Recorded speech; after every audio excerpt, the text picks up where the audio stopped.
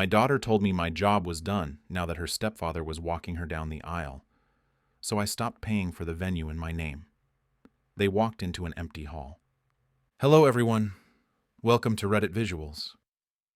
Have you ever thought you raised someone with love and values, only to realize entitlement can grow in silence right under your roof? I used to believe family loyalty was unbreakable, until the day my own daughter taught me just how expensive blind faith can be. I'm Mark, 55, a construction contractor from Michigan, married to my wife Carol for the past 6 years. I've spent most of my life building houses, literal ones, and the figurative kind called family. My first wife, Emma's mother, Sarah, passed away from cancer when Emma was 12. That was 23 years ago, and those years after Sarah died were the hardest of my life. I learned to braid hair between job sites, learned the difference between coral pink and blush pink because Emma wanted her room to feel softer after losing her mom, and I never missed a single parent-teacher conference, even when I was running a fever. For years, it was me and me against the world. I put her through college, helped with her first apartment, and co-signed her car loan. That bond felt like concrete until the cracks appeared. Those cracks had a name: Greg, the man Emma wanted to replace me with at her wedding. Emma met Greg 3 years ago at a corporate marketing retreat. She was 32, working in HR, finally settled after a string of relationships that never quite worked out. Greg was 41, divorced, the kind of guy who called waiters champ, and introduced himself with a firm handshake that felt rehearsed. The first time Carol and I met him at a dinner Emma organized, he complimented my truck, asked what brand of steel I used in commercial projects, and made all the right small talk. Surface charm, but eyes always scanning the room like he was calculating who had value.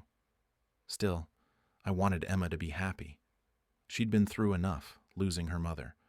So I smiled and said, "Welcome to the family." That sentence would end up costing me nearly $32,000.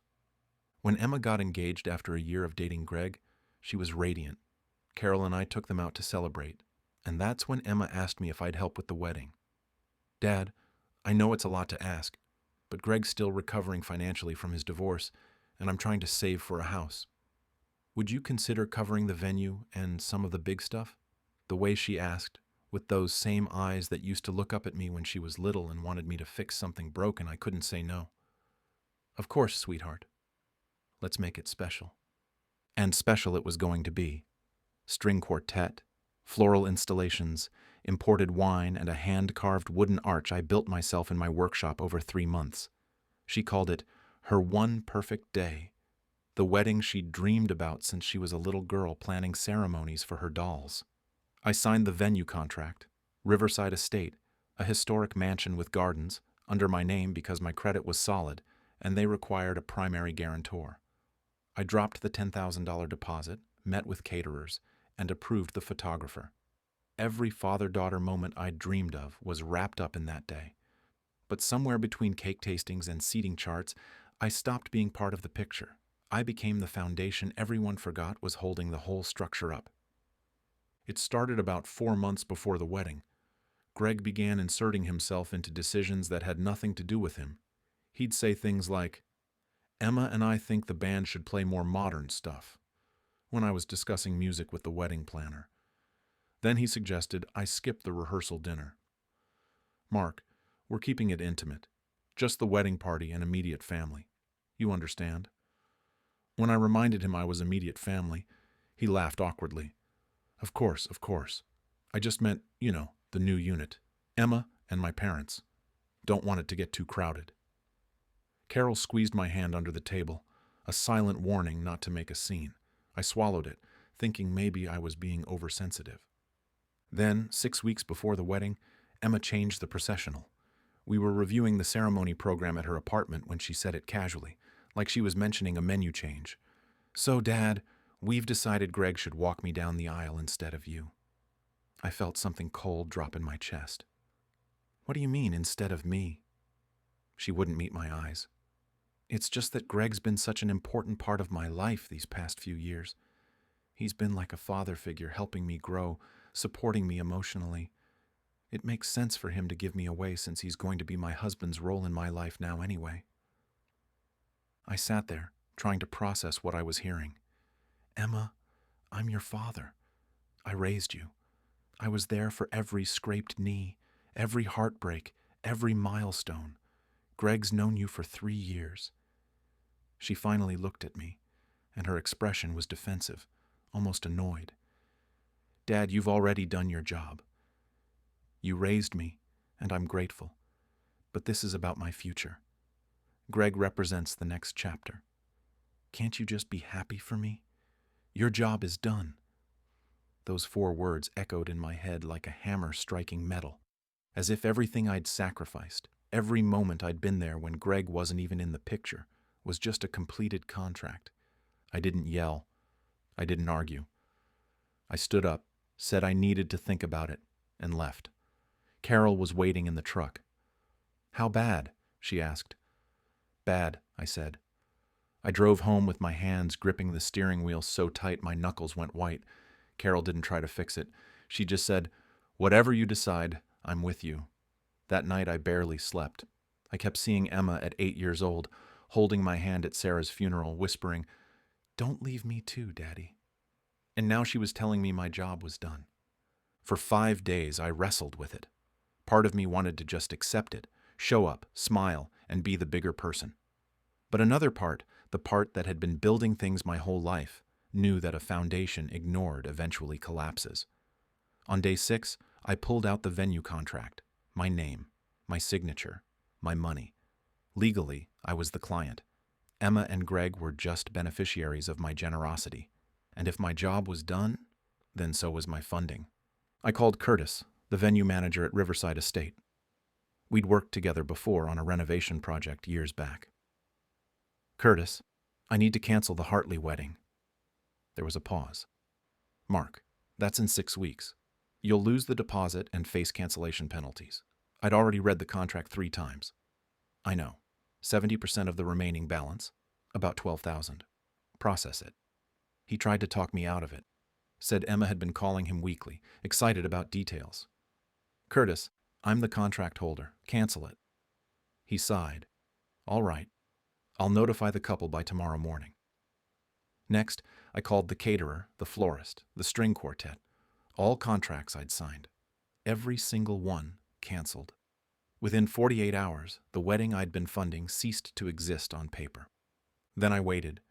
I didn't tell Carol exactly what I'd done, just that I'd handled something. She knew me well enough not to push. The morning after Curtis notified them, my phone started buzzing like a chainsaw. 27 missed calls before noon. Emma's number, Greg's number, and even Greg's mother. I let every single one go to voicemail. Around 1 p.m., I finally answered Emma's 38th call. Her voice was pure panic, shaking. "Dad, what is happening?" The venue called and said everything's canceled. The contract is void. The florist says the same thing, and the caterer. I kept my voice calm, almost flat. "That's strange. Maybe Greg can sort it out. He's the one walking you down the aisle after all. He's your future. I'm just the job that's done." Silence. Then she screamed, "You're ruining my wedding!" "How could you do this?" I felt something crack inside me, but my voice stayed steady. "No, sweetheart. I'm not ruining anything. I just stopped paying for a wedding where I'm not needed. You made it clear that my role is over. I'm respecting that." She was crying now, hyperventilating. "Dad, please, I didn't mean it like that. You're twisting my words." I closed my eyes. "Emma, answer me honestly. If Greg had been the one who signed those contracts instead of me, would you have called me at all today?" The line went silent except for her breathing. "That's what I thought. Good luck with everything." I hung up. Carol found me sitting on the back porch an hour later, staring at the workshop where I'd built that wooden arch. She sat down next to me and didn't say anything, just held my hand. "Did I do the right thing?" I asked. She was quiet for a long time. "I don't know if it's right or wrong, but it's honest, and sometimes that's all you can be." My sister Janet called the next day. She'd heard from Emma's cousin that they were scrambling to find a new venue, but with 6 weeks to go, nothing decent was available. Emma and Greg had shown up at Riverside Estate that Saturday, thinking maybe it was all a clerical error, that they could straighten it out in person. They arrived to find the gates locked, no setup, no staff. Guests had started arriving at the scheduled time only to find a locked venue and a frantic bride on the phone. Someone filmed Greg pacing outside, yelling at Curtis on speakerphone, Emma sitting on the steps in her dress, crying into her bouquet. Janet said it was chaos. Mark, people are saying you're a monster. I didn't respond. What could I say? That sometimes love requires boundaries even when it breaks your heart? 3 days later, Emma showed up at my house. No Greg, no makeup, just red eyes and trembling hands. Carol let her in, then quietly left us alone in the living room. Dad, Emma started, voice shaking. How could you do this to me? On my wedding day? I looked at her, really looked at her, and saw both the little girl who used to fall asleep on my chest watching movies and the woman who'd erased me from her life like I was replaceable. Emma, you told me my job was done, that Greg was your future, and I was just the past. I took you at your word. She tried to argue that those were just words, that she didn't mean I wasn't important, but I stopped her. Let me ask you something. When you were planning that processional, when you decided Greg should walk you down the aisle, did you think about me at all? About what that would feel like for the man who held your hand at your mother's funeral? She broke down. I wasn't thinking. Greg kept saying it would be more meaningful, that it symbolized our future together, and I just went along with it. I'm so sorry, Dad. I wanted to hug her. I wanted to tell her it was okay and fix everything like I always had. But I didn't. Emma, I need you to understand something. Love without respect turns into obligation, and obligation without gratitude rots into resentment. I won't be taken for granted anymore, not even by you. She sobbed harder. Is there any way to fix this? I shook my head. Not the wedding. That's done. But us? Maybe. If you're willing to understand why this happened. She left 20 minutes later. Carol came back into the room and sat beside me. That was brutal to watch. I nodded. Yeah, but necessary.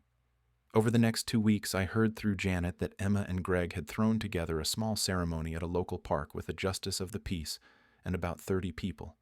No string quartet, no floral installations, no wooden arch, and notably, no Greg walking her anywhere. Apparently, 2 days after the venue disaster, Greg had told Emma he needed space to process everything and disappeared for a week. When he came back, he blamed the whole mess on me, said I was manipulative and controlling, and that he wasn't sure he could marry into a family with this kind of dysfunction. Emma, to her credit, told him if he couldn't handle one setback, he wasn't ready for marriage. They postponed the wedding indefinitely, and from what I heard later, broke up entirely 3 months after that. That part didn't give me joy. It gave me relief, because I realized Greg had never been strong enough to be part of our family anyway. He was a performance, all charm and no substance, and the moment things got hard, he vanished, just like I'd suspected from the beginning. 4 months after everything imploded, Emma reached out again, this time with a letter delivered to my workshop. Inside was a handwritten note on the kind of stationery Sarah used to use, the kind with little flowers on the edges. Dad, I've spent these months thinking about what you said, about respect and gratitude and taking people for granted. You were right. I got so caught up in the idea of a perfect wedding and a perfect future that I forgot the person who made any of it possible. I can't undo what I said or what I did, but I want you to know I see it now. I see you, and I'm so sorry. I know I don't deserve forgiveness, but I'm asking anyway. Can we try again? Love, Emma. Tucked inside was a check for $12,000, the exact amount I'd lost in cancellation penalties. A note on the memo line said, for believing in me even when I didn't deserve it. I sat in my workshop holding that letter for a long time. Carol found me there an hour later and I showed it to her. What are you going to do? She asked. I folded the letter carefully. I'm going to call her. Not today, but soon. Because forgiveness isn't about erasing what happened. It's about deciding the relationship is worth rebuilding. Carol smiled. That's the man I married. I called Emma 2 days later. We met for coffee, just the two of us, at the diner where I used to take her for pancakes when she was little. It was awkward at first, both of us unsure how to start. Then she said, "I don't expect you to forget what I did, but I want to earn your trust back." I nodded. "That's going to take time, and it's going to require you showing up, consistently, not just when it's convenient." She agreed. Over the next year, we rebuilt slowly. Sunday dinners, phone calls, her asking my advice on things, and actually listening. She started dating someone new, eventually, a teacher named Ben, who shook my hand and said, "Emma talks about you all the time. It's an honor to meet you, sir. No performance, just respect." Last month, Emma got engaged to Ben. When she told me, she cried and said, "Dad, I want you to walk me down the aisle. If you'll still do it." I looked at her, saw the woman she'd become through all that pain and growth, and said, "I'd be honored." This time, she and Ben are paying for their own wedding. Small, simple, meaningful, and I'm building them a wooden arch as a gift, because some things a father just does because he loves his daughter. So, Reddit, was I wrong for canceling my daughter's wedding after she told me my job was done? Should I have just swallowed my pride and shown up anyway? Or was this the only way she'd learn that love and respect go hand in hand? I genuinely want to know what you think. Drop your verdict in the comments. Was I the a-hole, or was this justified? And if you've ever faced something similar, I want to hear your story. If you made it this far and this story resonated with you, please hit that like button and subscribe to Reddit Visuals. It helps the channel grow and keeps more real stories like this coming your way. Thanks for watching.